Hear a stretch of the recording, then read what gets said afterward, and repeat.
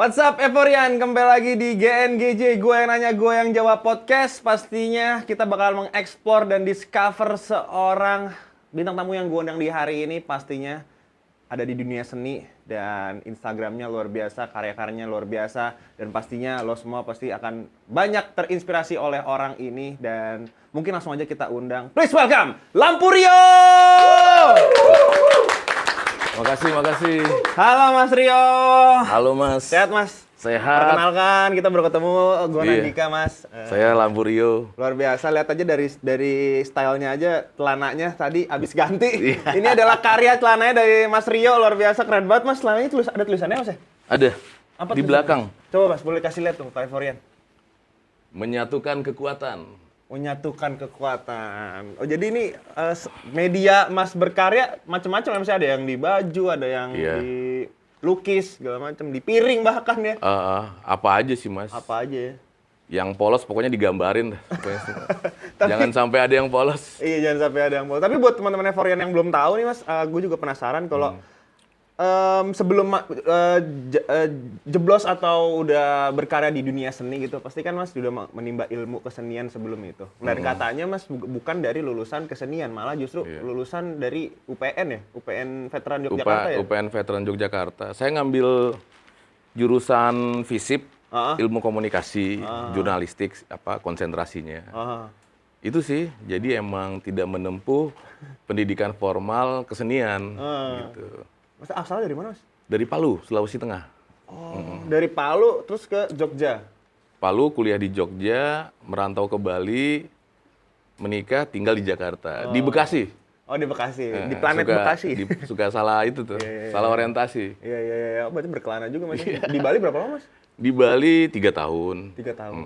Di sana. Barengan sama Jering, Detu juga Mas. Iya. Tadi awalnya gue kira Rudolf Detu, mirip banget Mas sama Rudolf Detu. Oh iya? Wah, keren. mudah-mudahan rezekinya sama ya, mirip. Iya, soalnya mirip banget gitu. Tapi emang dari awal Mas berkarya atau Mas Rio punya intensi untuk menjadi seniman gitu dari kecil, emang udah cita-cita jadi seniman atau ini malah justru terpleset gitu? Iya. Biasanya kan gitu kan, kalau misalkan pemain film misalkan awalnya dia lagi jalan-jalan ke mall gitu, di pasaraya ketemu sama casting director, mau casting nggak? Terus jadilah pemain film. Rata-rata seniman gitu kan, melenceng. Nah kalau Mas Rio dari awal emang punya cita-cita jadi seniman atau sebaliknya? Belum ada cita-cita sih sebenarnya. Cuman aktivitas menggambar itu emang hobi dari kecil. Oke. Suka ikut lomba gambar di sekolah gitu kan. Udah akhirnya mengendap gitu aja. Jadi tidak diseriusin gitu. Sebentar belakangan baru pas kuliah karena di Jogja kan. Jogja kan kita tahu ekosistem kesenian itu luas lah dan itu kayak laboratorium kesenian untuk Indonesia, bisa kita katakan kayak gitu kan. Akhirnya dapat inspirasi, kayaknya saya bisa deh. Coba dulu sedikit-sedikit. Akhirnya awalnya coba-coba, lama-lama keterusan gitu sampai sekarang. Oh jadi awalnya memang udah punya passion di dunia seni ya Mas ya? Iya. Khususnya menggambar, lukis. Dan gitu kenapa nggak ngambil di ISI Jogja aja Mas? Kan dekat tuh Mas. Pengen sih waktu itu, cuman karena sebenarnya teknis sih Mas. Pengen ke ISI juga sebenarnya kuliahnya, cuman karena kos-kosannya itu jauh. Udah terlanjur ngambil kos-kosan di daerah kota. Sedangkan kan ISI itu kan di daerah selatan ya. Jadi transportasi publik pada saat itu tidak segampang hari ini gitu kan.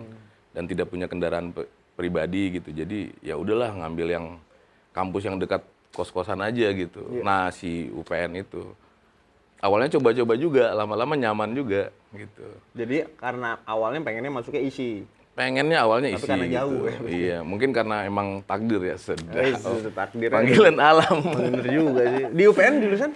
Jurusan komunikasi. Komunikasi. Nah selama di UPN itu kan berarti nggak berhubungan sama sekali dengan pelajaran kesenian kan? Iya. Nah, belajarnya itu di mana Mas? Cara teknisnya, teorinya, aliran segala macam yang udah ilmu-ilmu yang ditempa itu ketemunya di mana tuh? Nyontek sih Mas. Nyontek? Iya. Coba kita ngerokok dulu Mas. Saya banyak nyontek. Nyontek gimana? Seniman-seniman yang saya suka gitu ya.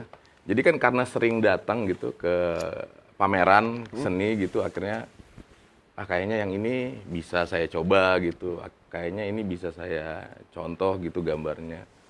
Ya udah pulang ke rumah, coba ngeksplor sendiri. Udah lama-lama akhirnya ya udah berproses, akhirnya bisa bikin karya sendiri. Tokoh yang pertama menginfluence Mas Ngerokok ya? Rio, iya ngerokoknya Mas. Mas Rio yang satu tokoh yang menginfluence Mas Rio di dunia seni siapa Mas? Ini ya, yang ganggu banget ya. Ganggu banget tuh maksudnya Mas? Itu kita kan terinfluence ya. Oh. Kalau udah lebih dari terinfluence itu udah mengganggu dalam konotasi good energy gitu. Oke, Jadi udah kayak iya. ada mulu gitu. Ada satu seniman Jogja yang menarik banget dan sampai sekarang ini menginfluence banget. Namanya Farid Steffi.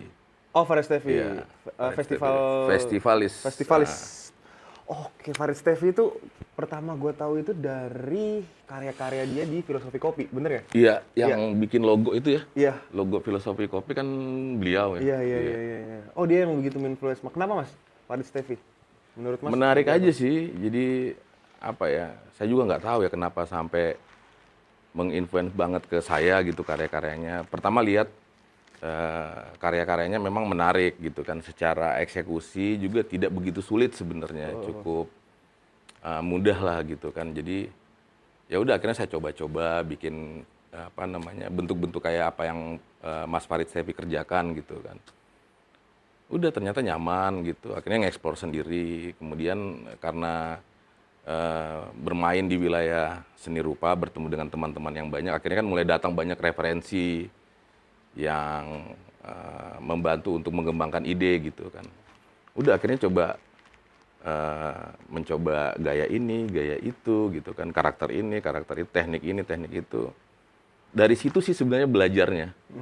Jadi nggak melulu tidak melewati pendidikan formal seni gitu, tapi belajar secara secara radikal bebas ya Pak.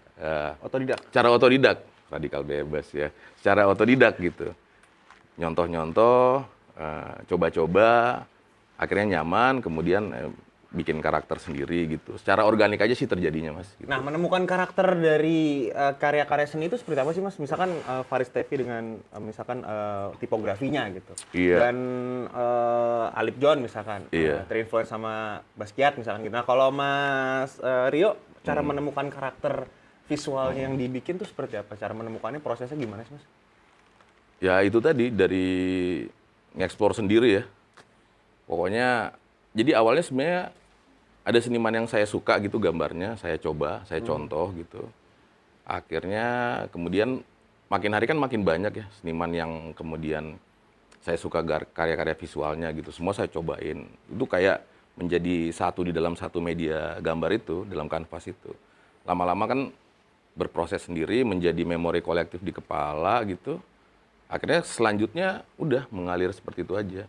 Cuman kan memang dia yang saya kerjakan itu tidak terjadi serta-merta hari ini bentuk seperti yang sekarang ya. Memang melalui bentuk-bentuk macam-macam, kadang-kadang abstrak, kemudian kadang-kadang pattern-pattern, sampai kemudian dengan bentuk yang saya yakini nyaman hari ini gitu, si karya-karya yang bisa teman-teman lihat gitu di Instagram. Jadilah itu sebuah ciri khas. Iya, ada jadi satu karya gitu. yang menurut gue paling gue suka Mas dari Mas Rio. Ini gue temukan di Instagram Mas Rio dan ini catchy banget sih. Seni adalah cipta estetika hasil kontemplasi dari mengilhami sebuah peristiwa, kemudian mengkawinkannya dengan fantasi, lalu menetaskan pesona. Lampu Rio 2023. Iya. Itu keren banget sih. Ampun. Ada nih. Cling nih buat editor. Kasih nih. Ada di Instagramnya Mas Rio. Ada. Iya, Pokoknya bagus banget. Kata-katanya bagus dan itu tertera di tembok ya Mas. Dan itu ekspresi gimana awal terbuat kata-kata itu dan makna yang terpaparkan di kata-kata itu sebenarnya apa Mas Rio?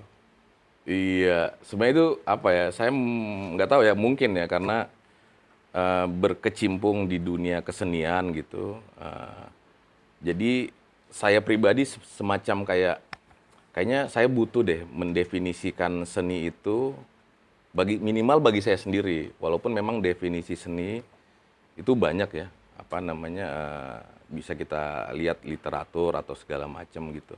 Tapi minimal sebagai pelaku pekerja seni, saya pribadi merasa butuh untuk punya definisi sendiri gitu, yang bagi saya sendiri gitu. Nah akhirnya gitu nongol si tulisan itu. Saya udah lupa juga sih sebenarnya itu apa gitu, ininya apa namanya, redaksionalnya seperti apa udah nggak hafal gitu. Kurang lebih kayak gitu sih. Jadi perlu gitu untuk biar lebih yakin gitu ya. Jadi kita kayak kita misalnya jadi chef gitu misalnya. Arti memasak itu buat kamu apa gitu kan butuh banget gitu biar jadi nyawanya lah. Iya. Nah, saya iseng aja menuntut diri saya untuk menemukan itu gitu. Akhirnya Temuan ketemu terminologi itu ya, Mas, ya? Iya, Oh, kayak gitu. oke. Akhirnya ketemulah si redaksional itu gitu. Mungkin lupa karena waktu itu ada bawaan ini kali Mas, dari zat-zat yang ada pada saat itu dan begitu saja menuliskan itu keluar sendiri gitu kan. Zat-zat apa nggak tahu tuh tiba-tiba keluar kan. Iya, Kontemplasi iya. dan itu bagus banget Mas. Apa kata-katanya Mas, aku suka banget tuh. Dan Ya, mudah-mudahan ya Iya. bermanfaat bagi siapapun gitu. iya dan keren banget itu di tembok mana Mas? Masih ingat nggak? Itu di blank canvas sih sebenarnya. Jadi sebelum menggambar si kanvas yang kosong itu saya tulisin itu dulu Iya, gitu. iya. Difoto terus baru dikerjain buat bikin gambar project gitu di situ. Nah, berarti kalau tipografinya yang dibilang Mas sebagai salah satu yang menginfluence itu Faris Tevi kan berarti sekarang karya-karya seni bukan hanya sebagai karya seni yang dinikmati tapi sebagai karya seni bentuknya tuh protes gitu loh Mas ke isu sosial yang ada lah sekarang yang aku lihat gitu.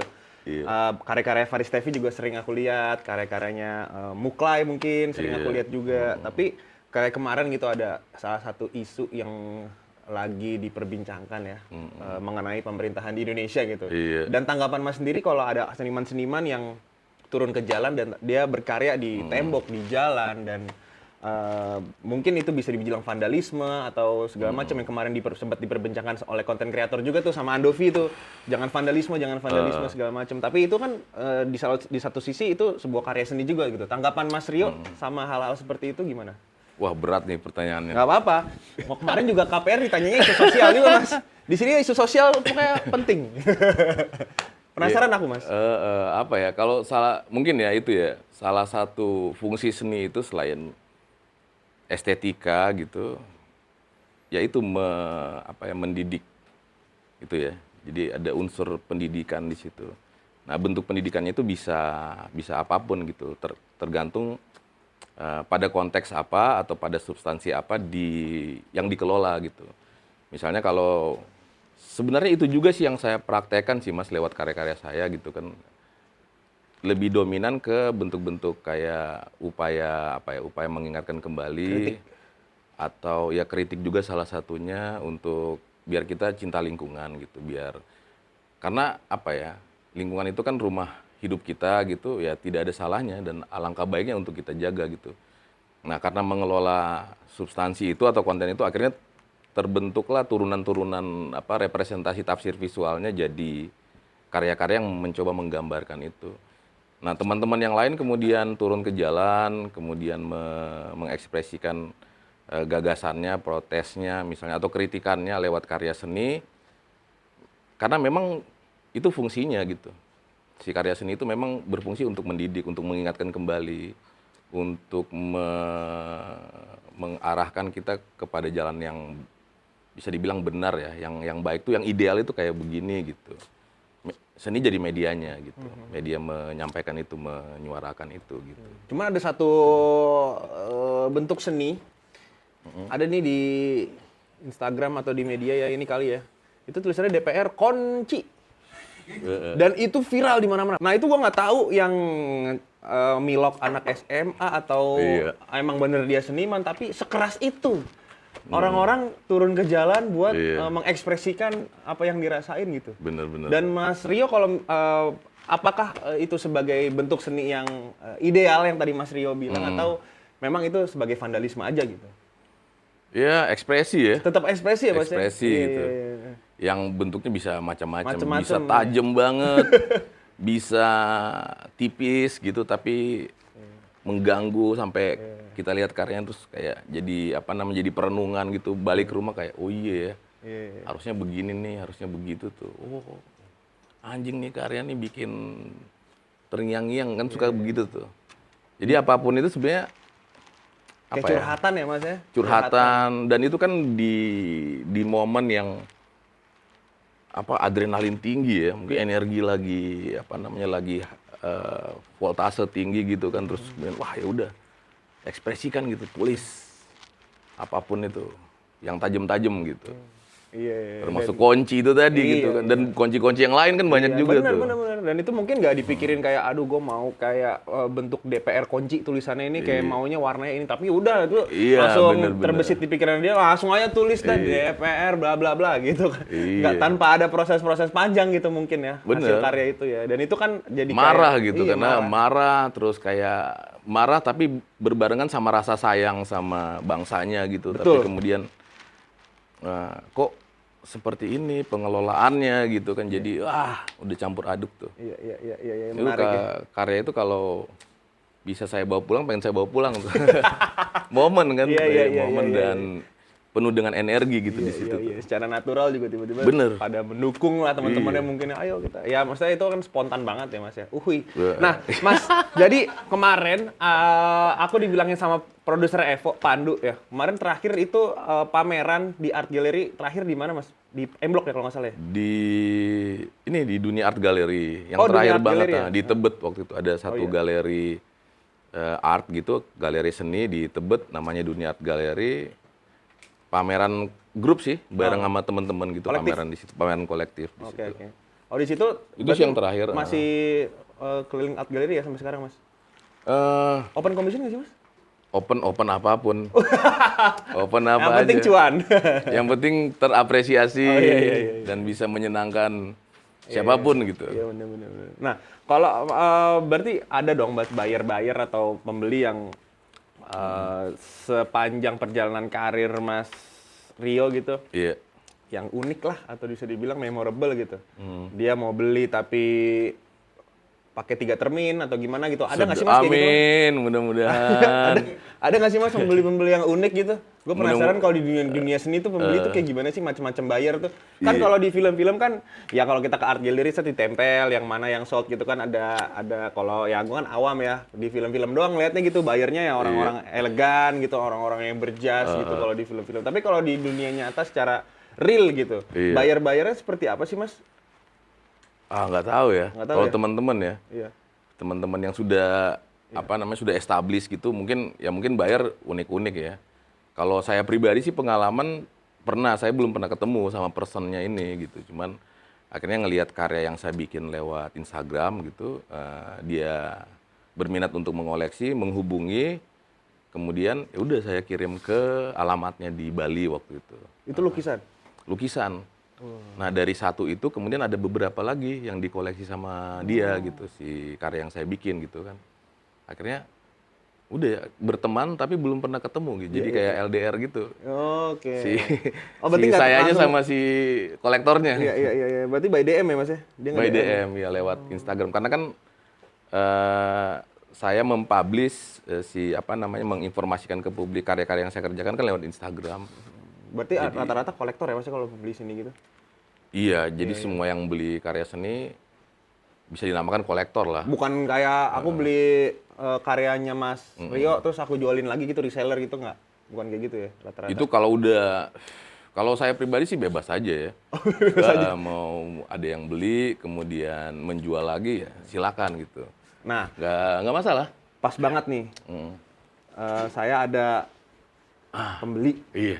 salah satu karyanya Mas Rio. Dia mau beli celananya Mas Rio sekarang. Siap, Tapi langsung siap, mau siap. dibawa pulang. Boleh. Sekarang, Mas. Jadi di sini Sama orang-orangnya juga dibeli. nah, nih ya, bentar ya kalau aku panggilin dulu ya. Feby, sini Feby. Tepuk tangan dulu dong buat Feby. Halo Mas. Wih. Nah, ini dia.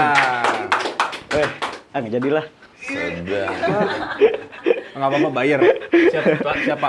Jadi katanya Anda tertarik dengan karya-karya dari teman saya ini Mas Nah, Rio, iya. dan ini celananya juga bisa dibayarin. Ini minimal bidnya 100 juta. Anda 100 juta ada lah, masih ada ada. di bank Indonesia.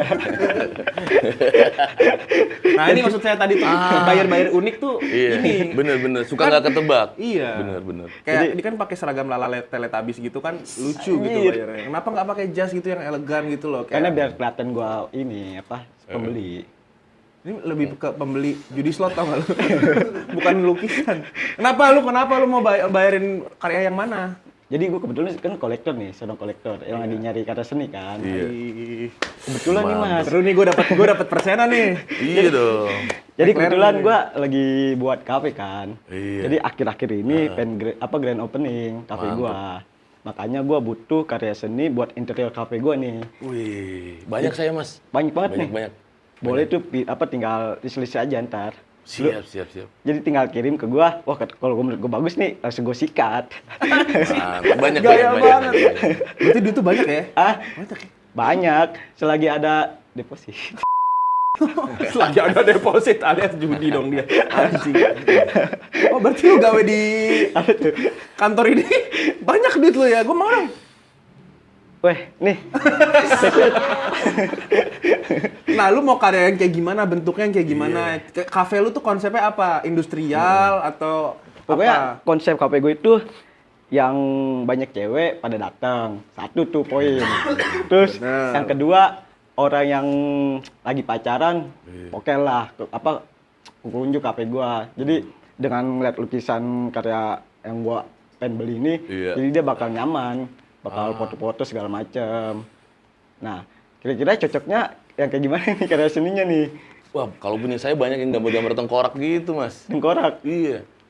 Gak Ah, apa-apa ya? dah, bikin orang, Aman ya? misalnya kalau pengen selingkuh, jadi takut dengan tengkorak. Iya.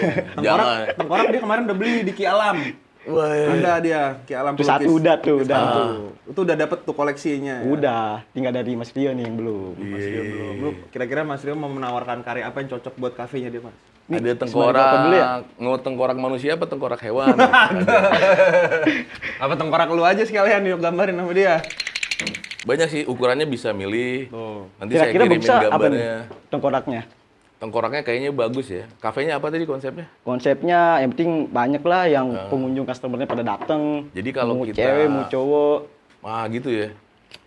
Jadi kalau kita majang gambar tengkorak itu bisa mengingatkan kita sama hidup. Hidup. Iya. Jadi siapapun kita, Heeh. pada dasarnya kita tengkorak gitu. Betul sih. Jadi kita sama sebenarnya. Kurang lebih kayak gitu. Mantap kali ya buat di Wah, kafe ya. mantep banget. Mantap ya. kali. Mau? Jadi casingnya Mau apapun, tapi pada dasarnya kita sama kan, sama-sama tengkorak gitu Sama-sama sebenarnya. tengkorak bener. Bener. Duh, cocok tuh buat kafe gua. Cocok. Abis ini ya. Abis ini. Mantap. Kira-kira berapa tuh? 20 juta. 20 juta. Gua ada sih. Sikat. Aman ya? Aman. Bentar, gua keluarin dulu ya. Iya ini nih. Sedap. Gini doang lagi. Sisanya ntar di Sidika. Lah kenapa jadi gua? Kenapa jadi gua? Lah, seenggaknya lu teman gua banget kan. Nggak usah dikeluarin itu 10.000-nya. Ini buat DP. DP 10. Jadi ntar komunikasi sama Dika ya? Gue DP, terus sisanya Dika. Oke. Bisa begitu. Aman bisa Dika? diambil. Aman lo udah ya? Aman. Iya, selanjutnya sama dia berarti ya? Iya, selanjutnya sama dia. Siap. Nggak aman sih gua.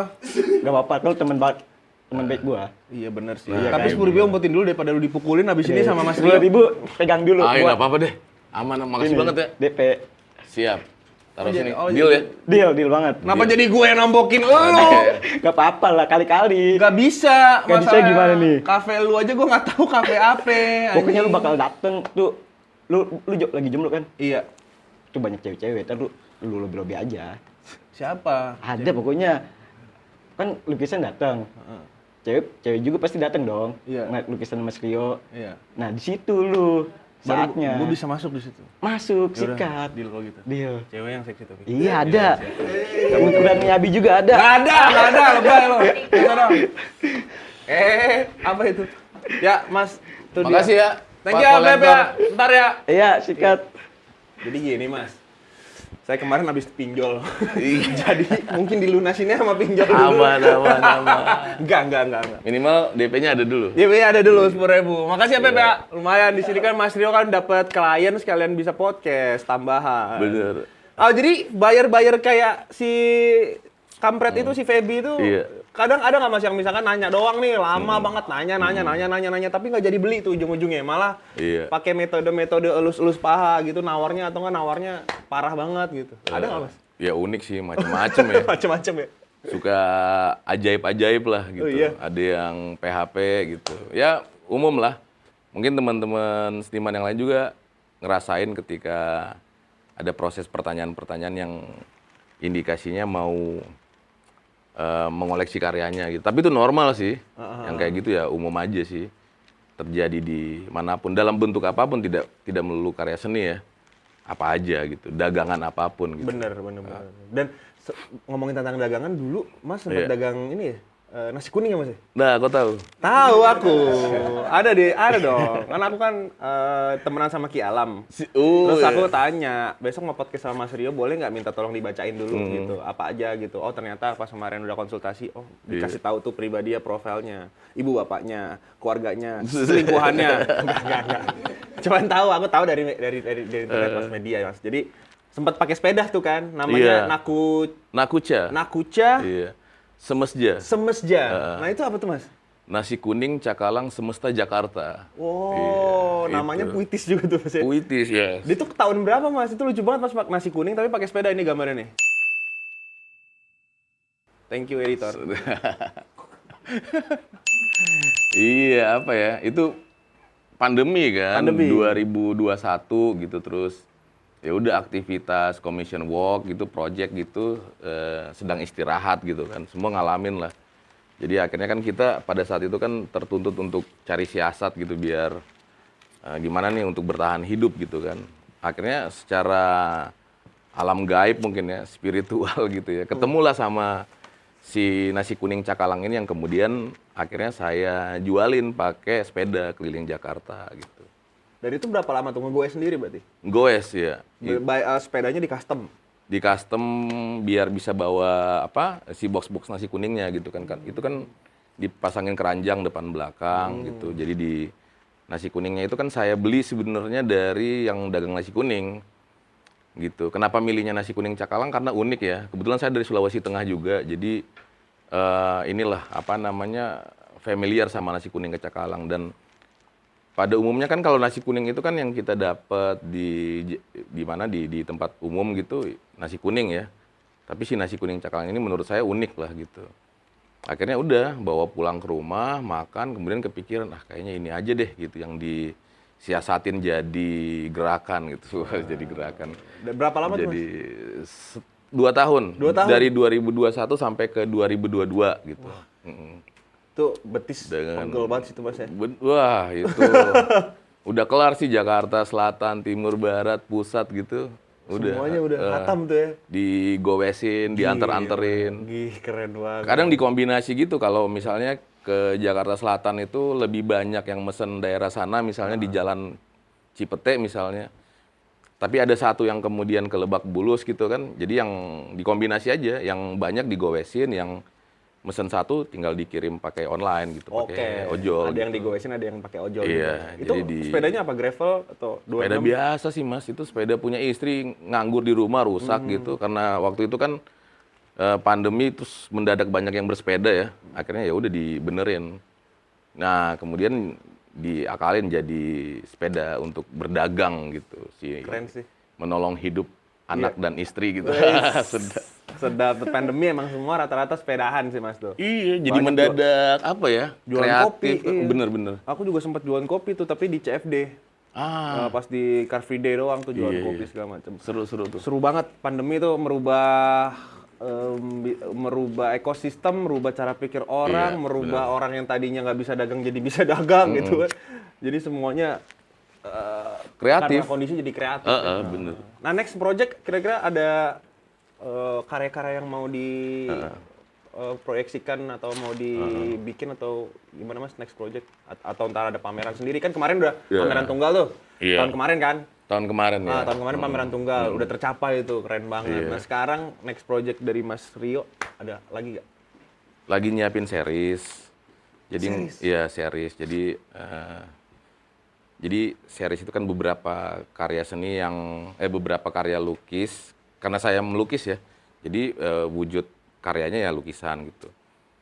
Itu sih lagi nyiapin series itu yang merespon tentang ada satu tempat di Sulawesi Tengah itu namanya Patung Palindo. Yang menarik itu adalah hari ini si Kabupaten Poso itu didapuk sebagai negeri 1000 megalit. Jadi temuan-temuan megalit itu banyak di sana ternyata. Dan Nah itu yang pengen saya respon menjadi satu bentuk visual gitu untuk apa ya? Untuk mengkomunikasikan bahwa di Indonesia itu di Nusantara kita punya aset yang luar biasa. Si negeri 1000 megalit itu yang memang banyak megalitnya di situ, adanya di sana, di Sulawesi Tengah. Semoga karyanya bisa menginfluence dan impact buat banyak orang. Sedap. Nah, terakhir gue pengen main game sama Mas Rio. Ampun. Gamesnya ini adalah, gamesnya itu adalah pilih dengan cepat. Nah, pertama, bisa terbang atau bisa menghilang. Bisa menghilang, Kenapa? biar transparan, bisa kemana-mana. Jubah Harry Potter boleh ada di Shopee. Berhadapan dengan preman atau hantu? Sama preman. Kalau hantu? Hantu takut saya, Mas. Masa? Serius? Iya, bener. Kalau sama preman kan kita masih bisa ngobrol lah, bisa dikomunikasikan secara baik-baik gitu. Tapi tetap aja sih Mas, hantu. Preman ada kalau yang... Hantu tuh nggak ketebak ya. Yang nggak enaknya itu jump scare-nya itu loh, ngagetin itu kan tiba-tiba set gitu. Berarti nggak suka film horor? Suka nemenin istri gitu nonton film horor, ngumpet gitu kan kalau pas ada adegan seremnya itu ya kita merem aja gitu. Pura-pura tidur. Dari perawakan Mas Jadi Rio sih bisa harusnya skip. gue ngiranya nggak takut sama sekali Mas. Ternyata masih ada Ampun, rasa Mas. takut juga ya. Ini casing doang ini. Oke, yang ketiga. Balik ke Jogja atau ke Bali? Ke Bali. Kenapa? Kenapa Bali? Anjir. Iya. Kayak- Wah, kayak puitis TikTok, ya. Iya, kayak puitis TikTok gitu ya gue. Kenapa Bali, Mas? Jogja sama Bali apa yang Dua-duanya asik sih, cuman karena dituntutannya cepat ya, jadi yang nyangkut aja ya. Bali ya? Bali gitu. Iya. Bali. Pulau Dewata, Iya. ya semua orang bercita-cita buat tinggal di sana Buat tinggal di rata-rata. sana. Terakhir, Salvador Dali atau Leonardo da Vinci? Salvador Dali. Salvador Dali. Oke, tepuk tangan dulu buat Mas Rio. Luar biasa, terima kasih banyak loh Mas, mau ngobrol-ngobrol. Aku yang terima kasih Aku Mas terima Bro. kasih banyak udah Siap. bisa dapat knowledge baru lah tentang dunia seni dan dunia visual art gitu. Semoga karya seriesnya tadi bisa terrealisasikan dengan cepat. Amin, amin, dan amin. semoga bisa langsung kita lanjutkan transaksinya di offline sama Febri.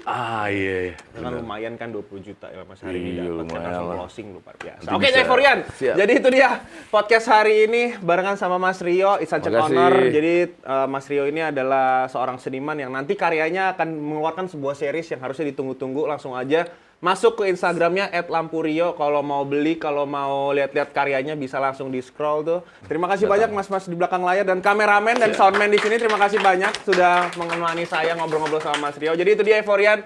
Kalau misalkan lu pengen subscribe ya subscribe, kalau kalian pengen like ya like, kalau kalian pengen share harusnya di-share konten ini. Kalau misalkan kalian pengen nonton program yang lain, ada eksplorasi dan juga tongkrongan, langsung aja kalian ikutin di Instagramnya Euphoria untuk info terbaru dan terupdate mengenai program-program dari Euphoria. So, Nandika pamit, Lampu Rio pamit, sampai bertemu di podcast GNGJ berikutnya guys. Bye-bye! Bye. Explore to discover more, Euphoria, explore aja! Explore aja. Gitu ya? Mantap. Gitu. Atas dulu. Aman terkendali. Makasih banyak Mas Makasih. Rio. Gue yang nanya, gue yang jawab. Bareng Euphoria.